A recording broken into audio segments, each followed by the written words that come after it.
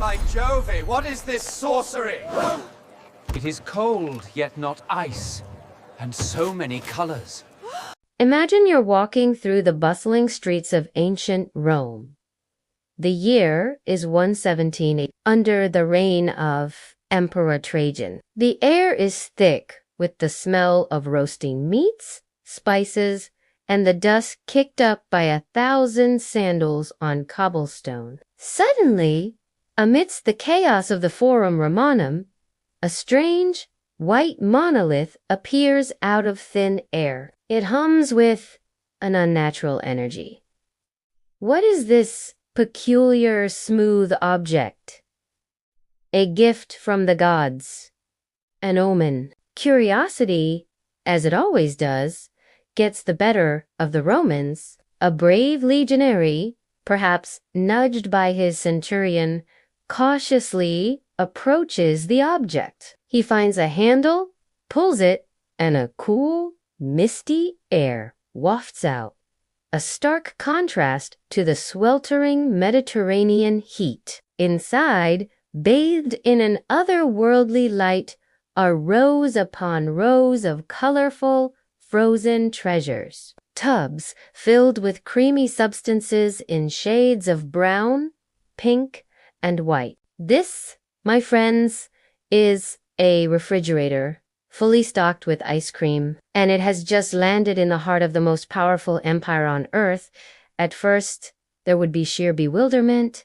Nothing in their world could prepare them for this. They had ice, of course. Wealthy Romans would send runners to the mountains to bring back snow and ice, which they would store in insulated pits. They'd flavor it with honey and fruit juices, creating a sort of primitive sorbet. But this was different. This was creamy, smooth, and impossibly cold, staying frozen without a mountain in sight. The initial taste would be a revelation. A senator, perhaps Lucius, known for his lavish banquets, would be the first to dare. He'd dip a silver spoon in, expecting something familiar, but the sensation of rich chocolate ice cream hitting his palate would be utterly transformative. The sweetness, the cold, the creamy texture, it's a combination of flavors and sensations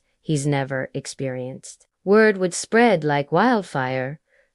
The emperor would be summoned. Trajan, a man of logic and military might, would be fascinated. He'd see this not just as a culinary delight, but as a symbol of immense power, a box that creates cold, a food that defies the sun. This is a divine blessing, a sign of Rome's favor with the gods. The refrigerator would be moved to the imperial palace on Palatine Hill under heavy guard. The ice cream itself would become the ultimate status symbol, far surpassing exotic spices or rare wines. Access to it would be more exclusive than a seat in the Colosseum's imperial box. The emperor would serve minuscule portions to his most favored guests during state dinners.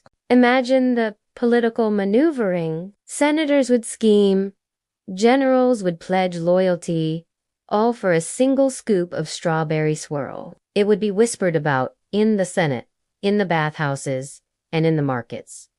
Did you hear? Cassius was served the divine cream by the emperor himself. This would ignite a scientific and engineering revolution, albeit a very focused one. Rome's greatest minds, the brilliant engineers who built the aqueducts and the Pantheon, would be tasked with a single mission: replicate the magic box. They wouldn't understand electricity, refrigerants, or compressors. They would see it as a puzzle of divine mechanics. They'd observe the condensation, feel the heat emanating from the back, and hear the hum of the motor. Their initial theories would probably be magical. Maybe it houses a trapped Boreas, the god of the north wind. Or perhaps it's powered by a captured water spirit. But Roman practicality would soon take over.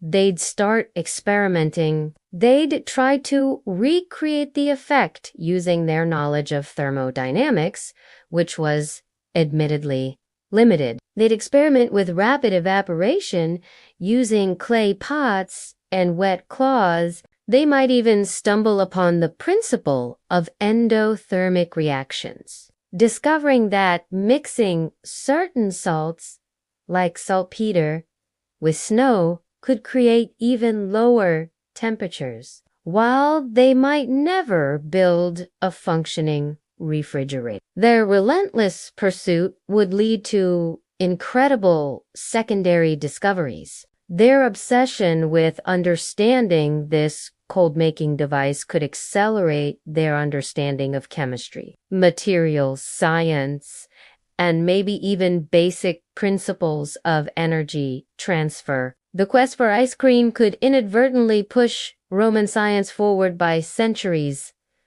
Economically, the impact would be massive. The demand for ice and snow would skyrocket. The ice trade would become a colossal industry. New trade routes would be carved into the Alps, and entire legions might be stationed to guard these ice mines.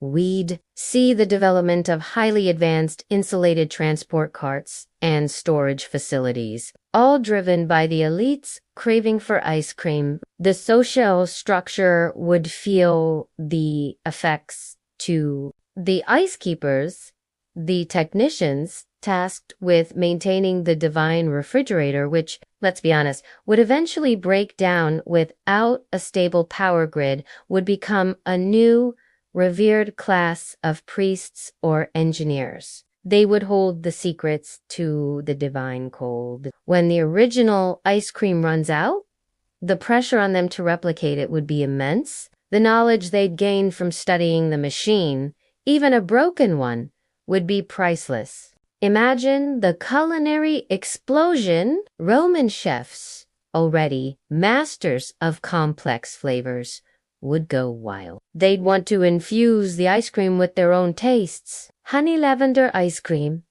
fig and mascarpone, or even a savory olive oil ice cream. It would completely reshape Roman gastronomy. The concept of a frozen dessert course would become standard at any respectable patrician dinner party. But what happens when the refrigerator finally breaks down? The hum ceases, the light goes out, the divine cold begins to fade. Panic would ensue. Is it a sign the gods are displeased? The emperor's favor might be questioned. The ice keepers would work frantically, but they'd be trying to fix a miracle with mortal tools. Ultimately, the refrigerator's legacy wouldn't be the machine itself, but the revolution it started. The Romans, left with only the memory of perfect ice cream and a broken, mysterious box, would have been forever changed. Their pursuit to reclaim that lost delight would have spurred innovation in engineering, logistics, and science. They would have a new understanding of what was possible, a new benchmark for luxury and technology. So, a refrigerator full of ice cream in ancient Rome.